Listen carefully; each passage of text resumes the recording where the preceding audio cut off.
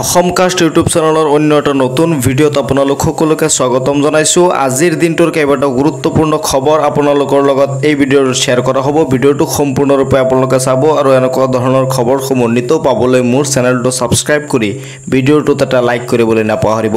দিবলৈ আৰম্ভ কৰিছোঁ আজিৰ দিনটোৰ প্ৰথম খবৰ, আৰু প্ৰথম খবৰটো দেশৰ কৃষকসকলৰ বাবে আহিছে।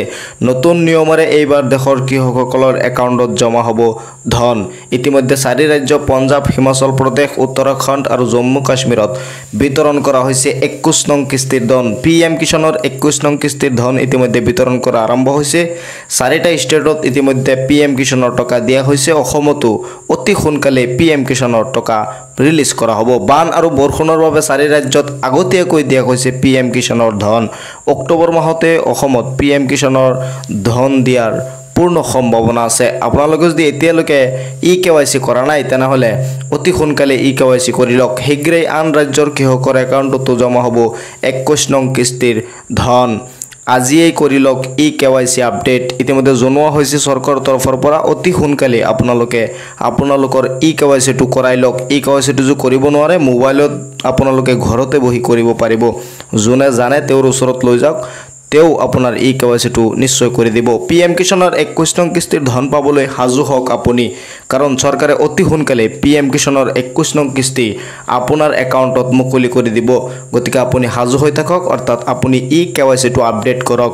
দেশৰ লাখ লাখ কৃষকৰ বাবে ডাঙৰ খবৰ দিবলৈ আৰম্ভ কৰিছে। ইতিমধ্যে এটা ডাঙৰ খবৰটো হ'ল PM কিষাণৰ 21 নং কিস্তিৰ 2000 টকা চৰকাৰে অতি সোনকালে আপোনালোকৰ কাৰণে মুকলি কৰিব। 4 ৰাজ্যৰ কৃষকে লাভ কৰিলে PM কিষাণৰ 21 নং কিস্তিৰ ধন। ইতিমধ্যে 4টা ষ্টেটত PM কিষাণৰ 21 নং কিস্তিৰ ধন লাভ কৰিছে কৃষকসকলে। দিবলৈ আৰম্ভ কৰিছোঁ পৰৱৰ্তী খবৰ, আৰু পৰৱৰ্তী খবৰটো এটা গুৰুত্বপূৰ্ণ খবৰ। হাতত দীঘলীয়া তালিকা লৈ সাজু মুখ্যমন্ত্ৰী। ৰাজ্যত ইমূৰৰ পৰা সিমূৰলৈ চলিব উচ্ছেদ 2.0। পুনৰ বুলডোজাৰৰ শব্দ কঁপিব উচ্ছেদিতৰ বুকু। অৰ্থাৎ ৰাজ্যত পুনৰ উচ্ছেদ অভিযান আৰম্ভ হ'ব বুলি মুখ্যমন্ত্ৰীগৰাকীয়ে ঘোষণা কৰিছে।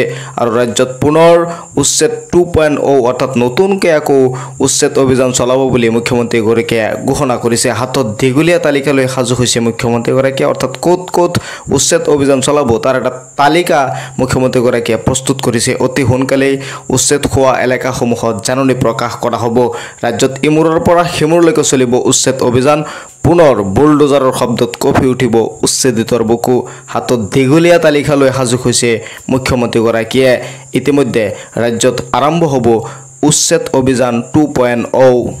দিবলৈ আৰম্ভ কৰিছোঁ পৰৱৰ্তী খবৰ, আৰু পৰৱৰ্তী খবৰটো আহিছে চৰকাৰী ঘৰক লৈ। আপুনি যদি জিঅ' টেগিং কৰিছিলে তেনেহ'লে আপোনাৰ নাম লিষ্টত চেক কৰক, কাৰণ চৰকাৰে ইতিমধ্যে নতুনকৈ 3 লাখ ঘৰ মুকলি কৰিব বুলি কেবিনেটত সিদ্ধান্ত লোৱা হৈছে। যদি আপোনাৰ নাম লিষ্টত আহিছে তেনেহ'লে পঞ্চায়তৰ পৰা আপোনাক কল কৰিব, তাত গৈ আপোনাৰ ভেৰিফিকেশ্যন কৰিব লাগিব। ইতিমধ্যে বহুত পঞ্চায়তত ভেৰিফিকেশ্যন আৰম্ভ হৈ গৈছে। যদি আপোনাৰ পঞ্চায়তৰ পৰা আপোনাৰ ওচৰত কল আহে তেনেহ'লে আপুনি পঞ্চায়তত গৈ ভেৰিফিকেশ্যন কৰিব লাগিব। বা যদি আপুনি নিজে জানিব বিচাৰে আপোনাৰ নাম লিষ্টত আছে নাই তেনেহ'লে আপুনি অনলাইনৰ জৰিয়তে আপুনি চেক কৰিব পাৰে আপোনাৰ নাম লিষ্টত আহিছে নে নাই।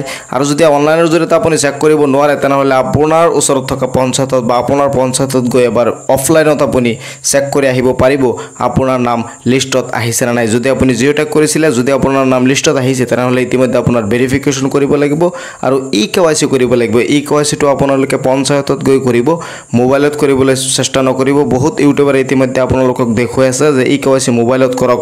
মোবাইলত কৰিলে হয়তো আপোনাৰ ভুল হ'ব পাৰে। আপুনি পঞ্চায়তত গৈ EKYCটো কৰিব, তেনেহ'লে আপোনাৰ বেছি ভাল হ'ব। গতিকে আপুনি অতি সোনকালে পঞ্চায়তত যোগাযোগ কৰক। আৰু EKYC হোৱাৰ পাছত চৰকাৰে প্ৰথমটো কিস্তি মুকলি কৰি দিব।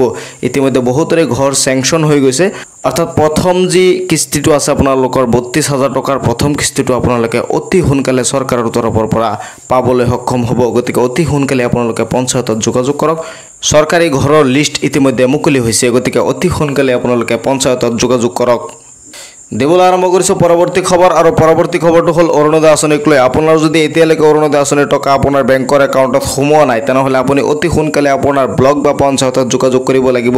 তেনেহ'লেহে আপুনি আচল খবৰটো গম পাব কিয় আপোনাৰ একাউণ্টত এতিয়ালৈকে টকা সোমোৱা নাই। আপোনাৰ যদি ভেৰিফিকেশ্যন হৈছিল, আপোনাৰ যদি ফৰ্ম ফিল আপ কৰি আপুনি জমা দিছিলে বা মোবাইলত মেছেজ আহিছিল 1 টকা সোমাইছে বুলি, তথাপি যদি আপোনাৰ একাউণ্টত এতিয়ালৈকে 1250 টকা সোমোৱা নাই তেনেহ'লে আপুনি অতি সোনকালে আপোনাৰ পঞ্চায়ত বা ব্লকত যোগাযোগ যোগাযোগ কৰিব লাগিব তেতিয়াহে আপুনি আসল খবৰটো গম পাব যে কিয় আপোনাৰ টকা সোমোৱা নাই আপোনাৰ বেংকৰ একাউণ্টত কিবা প্ৰবলেম আছে নেকি আপুনি চেক কৰি চাব পাৰে বেংকত গৈ যদি বেংকৰ একাউণ্ট ঠিক আছে তেনেহলে আপুনি অতি সোনকালে পঞ্চায়তত যোগাযোগ কৰক কিয় আপোনাৰ অৰুণোদয় আঁচনিৰ 1250 টকা সোমোৱা নাই আপুনি জানিবলৈ অতি সোনকালে আপোনাৰ পঞ্চায়তত যোগাযোগ কৰিব লাগিব এই খবৰসমূহ শেয়াৰ কৰি দিব যাতে সকলোৱে চাব পাৰে মোৰ চেনেলটো সাবস্ক্ৰাইব কৰি ৰাখিব যেতিয়া মই পৰৱৰ্তী ভিডিও আপলোড কৰো আপোনালোকে অতি সহজতে সেই ভিডিওটো চাব পাৰিব মোৰ চেনেলটো সাবস্ক্ৰাইব কৰি ভিডিওটো এটা লাইক কৰি দিব ভিডিওটো শেয়াৰ কৰি দিব যাতে সকলোৱে চাব পাৰে লগ পাম পৰৱৰ্তী ভিডিওত চাই থাকিব আপোনালোকৰ আপোন চেনেল অসম কাষ্ট